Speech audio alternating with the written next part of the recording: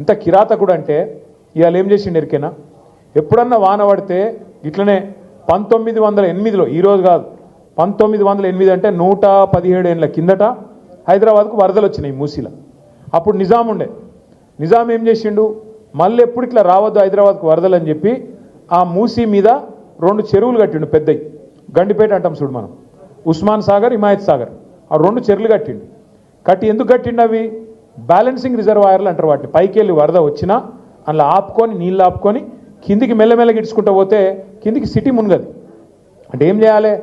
వాతావరణ శాఖ కూడా చెప్తాడు వచ్చే వారం పెద్ద వర్షం, రేపు ఎల్లుండి పెద్ద వర్షం పడేటట్టు ఉంది అని చెప్తారు. చెప్తే ఏం చేయాలి గవర్నమెంటు? ముందు ఆ చెరువు మొత్తం ఖాళీ చేయాలి, సగం అన్న ఖాళీ చేయాలి. దబ్బన వర్షం పడితే కూడా పైకి వెళ్ళి నీళ్ళు వస్తే కూడా సిటీ మునిగిపోకుండా కింద పేదోళ్ళకి ఇబ్బంది కాకుండా ఆ చెరువుల నీళ్ళు ఆపుకుంటాం. ఒక్కొక్క గేట్ ఎత్తి కిందికి మెల్లమెల్లగా ఎత్తిమినాన్గా కిందికి నీళ్ళు ఇడిచిపెడతాం. ఎవడైనా చేసేది కదే. అదైనా ప్రభుత్వాలు కూడా అధికారులు చేయాలి. కానీ రేవంత్ రెడ్డి ఎంత కిరాతకుడు అంటే నిన్న కావాలని తెలుసు ఆయనకు, నిన్న క్లౌడ్ బర్స్ట్ ఉంది, వర్షం పడుతుందని వాతావరణ శాఖ చెప్పింది. చెప్తే కూడా కావాలని మూసీ ప్రాజెక్టు చేయాలంటే ఆడ ఇండ్లు మునగాలి. నేను అనుకున్నట్టు మూసీలో 1,50,000 కోట్లు కొల్లగొట్టాలంటే వీళ్ళని ముంచాలని చెప్పి చెరువు ఖాళీ చేయకుండా కావాలని అట్లనే నింపిపెట్టి ఇవాళ ఎగ్దం ఒకటేసారి 15 గేట్లు ఎత్తిండ్రు. ఎత్తవరకు ఏమైంది?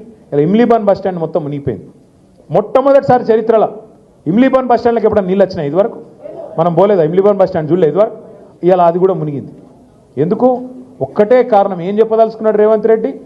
మీరు మూసి అద్దంటున్నారు కదా, నేను చేయాలనుకుంటే ఇక చూసినావా పేదోళ్ళను ముంచి ఇడికెళ్ళి ఎలగొట్టి అట్లనన్నా చేస్తా అనేందుకు ఇలా అంతా కిరాతకంగా ప్రవర్తన చేస్తూ ఉన్నాడు. నేను మిమ్మల్ని కోరేది